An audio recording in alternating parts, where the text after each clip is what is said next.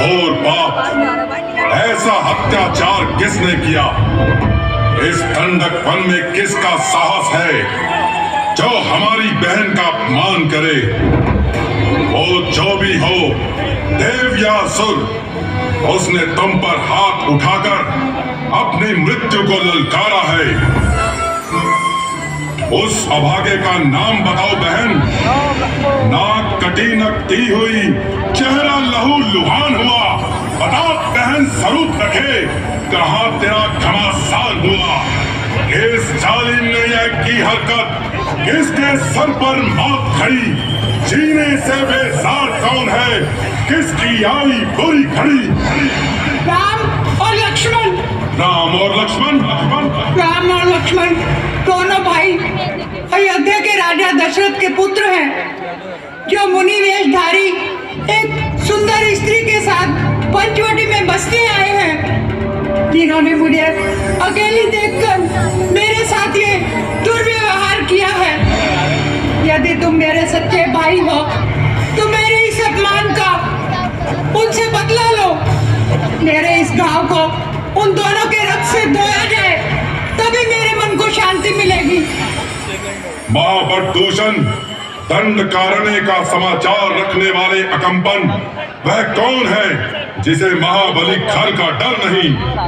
राजन, हो न हो यह वही अयोध्या के दो राजकुमार हैं जो देश निकाला पाकर वनों में धर धर भटकते फिर रहे हैं।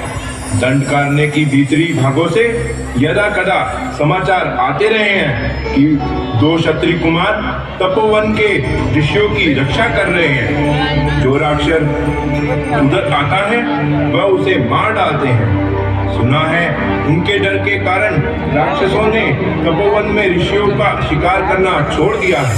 हमें पहले इसकी सूचना क्यों नहीं दी गई? क्योंकि महाराज, यह सब कुछ हमारे राज्य की सीमा के बाहर हो रहा था। हमने आर्य ऋषियों की सीमा में जाना उचित नहीं समझा। सुना है बड़े अद्भुत वीर हैं दोनों। कुछ वर्ष पहले जो विराट राक्षस का वध हुआ था वह उन्होंने ही किया था। क्या कहा? महाबली विराट को मार डाला? बड़े आश्चर्य की बात है। इसीलिए उनकी उद्दंडता बढ़ गई है महाराज, और वह जनस्थान की सीमा में आकर फंस गए हैं। अर्थात हमें चुनौती दे रहे हैं, इसलिए उन्होंने हमारी बहन का अपमान किया है। उन्हें हमारा भी भय नहीं है।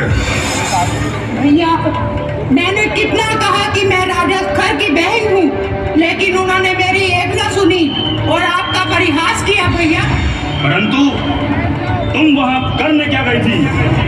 मैंने देखा उनके साथ जो स्त्री थी वह अति सुंदर थी।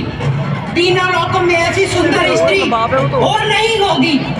मैंने सोचा बड़े भाई महाराज रावण के लिए इससे अच्छा उपहार और क्या होगा, परंतु वे दोनों भेड़ियों की तरह मुझ पर टूट पड़े।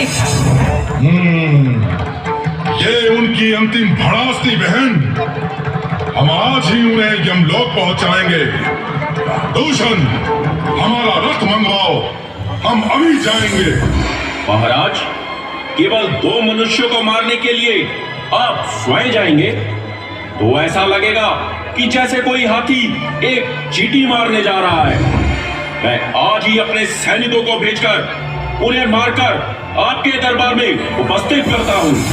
अच्छी बात है काल भट्ट, अपने उन सैनिकों से कह दो कि पंचवटी की उस कुटिया का तिनका बिखेर दें और उन दोनों को जीवित या मृत किसी भी अवस्था में लाकर बहन स्वरूपनखा के चरणों में डाल दें और उनकी सुंदर स्त्री को हमारे सामने उपस्थित करें।